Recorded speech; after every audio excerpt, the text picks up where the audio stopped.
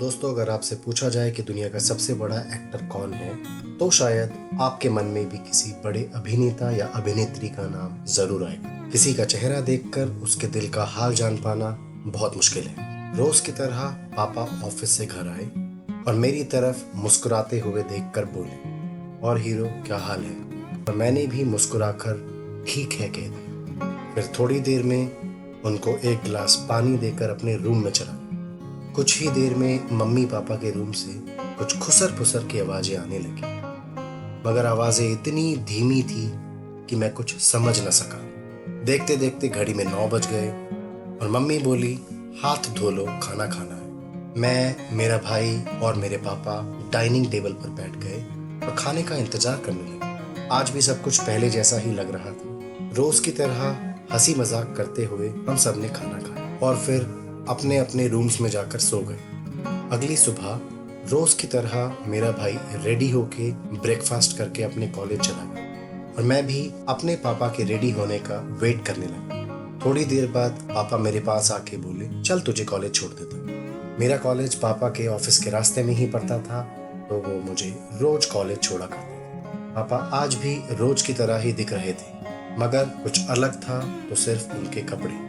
न जाने क्यों आज पापा ऑफिस के लिए तैयार नहीं थे। उन्होंने बस घर के कपड़े ही पहन रखे थे। मुझे लगा शायद वो आज लीव पे होंगे और मैं उनके साथ बाइक पे बैठ के कॉलेज के लिए निकल गया। मैं आज बहुत घबराया हुआ था क्योंकि मेरे सारे दोस्त कॉलेज के ट्रिप के लिए अपने पेरेंट्स को मना चुके थे, मगर मैंने अभी तक डर के मारे अपने घर में ये डिस्कस भी नहीं किया था। थोड़ी हिम्मत करके मैंने पापा को कॉलेज के ट्रिप के बारे में बताया और उनसे कॉलेज के ट्रिप के लिए 6,000 रुपये मांगे।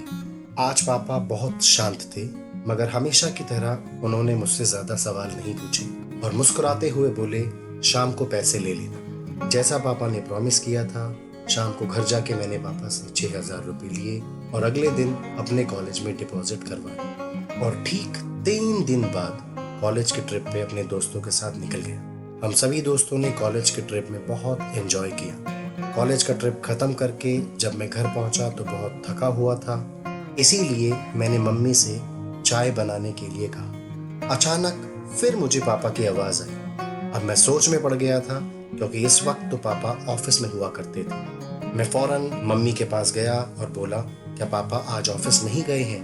मम्मी धीमी स्वर में बोली, पापा की लास्ट वीक ही जॉब छूट गई है और वो दूसरी जॉब ढूंढ रहे हैं। मगर मैं पापा के नॉर्मल बिहेवियर को देख के उनकी परेशानी का अंदाजा न लगा पाया। 5 महीने बीत गए और आखिर अब पापा की जॉब फिर से लग गई, मगर इस बीच उन्होंने हमें कभी किसी चीज की कमी ना होने दी। भगवान ही जाने वो बिना जॉब के कैसे हमारी नीड्स पूरी किया करते। समय बीतता गया और लाइफ फिर से नॉर्मल हो गई थी। एक दिन जोर से किसी चीज के गिरने की आवाज आई। मैं और मेरा भाई दौड़ के सीढ़ियों की तरफ पहुंचे तो मालूम चला पापा सीढ़ियों से फिसल गए हैं। पूछने पर मुस्कुराते हुए बोले, मैं ठीक हूँ, मुझे कुछ नहीं हुआ, तुम लोग जाओ और रिलैक्स करो। मगर उन्हें देखकर लग रहा था जैसे उनके राइट हैंड में चोट लगी है। पापा अभी भी अपने आप को नॉर्मल ही दिखा रहे थे, लेकिन थोड़ी देर तक उन्हें ऑब्जर्व करने के बाद हम उन्हें जबरदस्ती डॉक्टर के पास ले गए। वहां जाके पता चला कि उनके राइट हैंड में तो फ्रैक्चर हो गया था। हमेशा की तरह आज फिर उन्होंने हमसे अपना दुख छिपाने की कोशिश की। जिंदगी आगे बढ़ती चली गई, समय बीतता गया। सर्दियों का महीना था और तारीख थी 23 दिसंबर 2006। पापा कुछ परेशान दिख रहे थे। पूछने पर बोले, कुछ नहीं, मैं ठीक हूँ। ऐसा बोल के घर से बाहर निकल गए। थोड़ी ही देर में घर के लैंडलाइन पे डॉक्टर अंकल का कॉल आया और उन्होंने हमें बताया कि पापा उनके क्लिनिक पे हैं और बीमार महसूस कर रहे हैं। मैं और भाई फौरन डॉक्टर अंकल के क्लिनिक पे पहुंचे। हमें परेशान देख के पापा फिर से मुस्कुराते हुए बोले, मैं ठीक हूँ, बस थोड़ा बैक में लेफ्ट साइड पे पेन हो रहा है। थोड़ी ही देर में डॉक्टर अंकल ने पता नहीं क्यों हमें उन्हें पास के एक बड़े हॉस्पिटल ले जाने को कहा। वहां पहुंच के हमें पता चला कि उन्हें एक माइनर हार्ट अटैक आया था।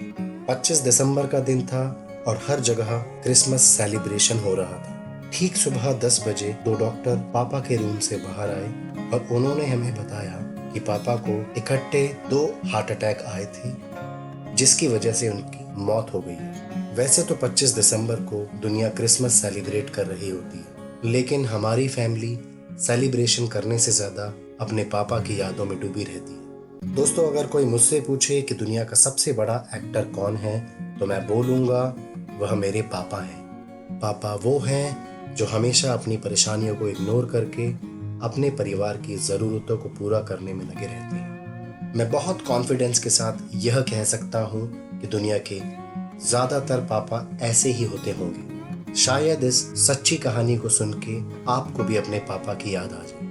मेरे पापा आज भी मुझे मेरे सपनों में आके अपने पास होने का एहसास दिलाते हैं। सच बोलूं तो मुझे ऐसा लगता है कि हमने उनको कभी खोया ही नहीं था, वह हमेशा से ही हमारे पास थे।